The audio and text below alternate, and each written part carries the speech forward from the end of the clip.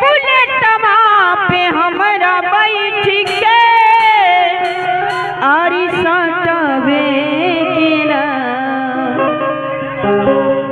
अरे बोली बोली रे पतरका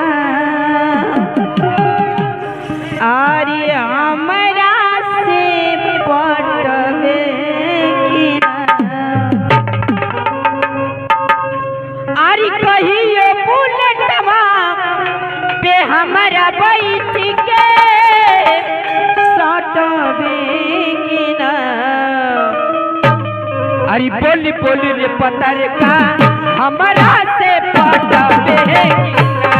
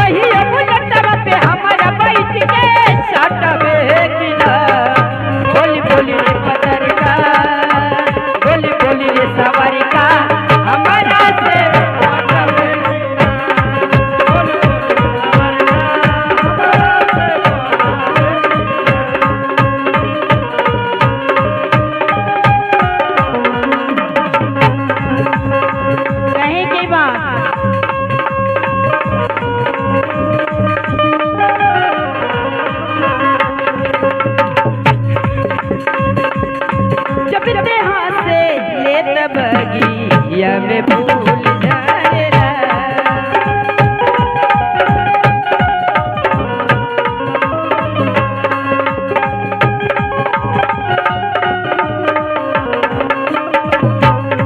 दिल के बतिया करे के तुझसे मन करेला।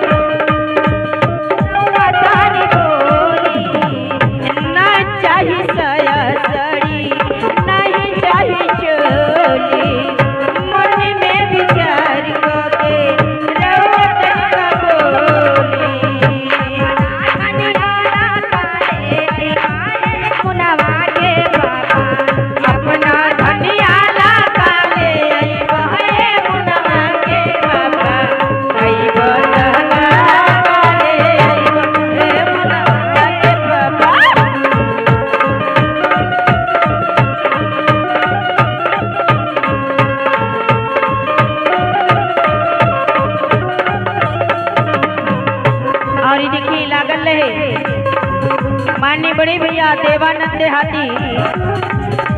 देहाती और प्रदीप निगम, माननीय कुलदीप भैया, यहाँ की तरफ से बहुत ही सुंदर सा पुरस्कार आशीर्वाद की कामना। लेकिन कहे के बाद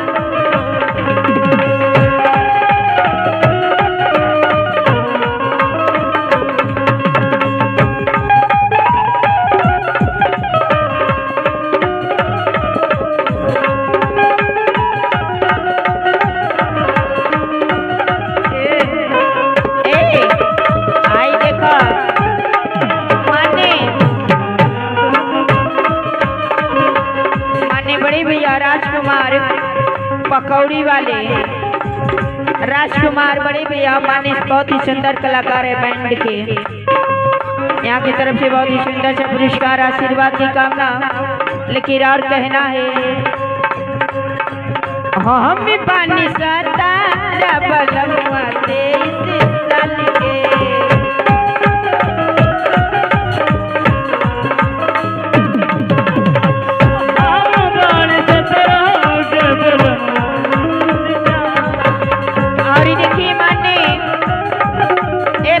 बुलवा रहे हैं, मैं नहीं बोल रही हूँ, ये पैसा मुझसे बुलवा रहा है। माने पतिराज के बेटा डब्बू पतिराज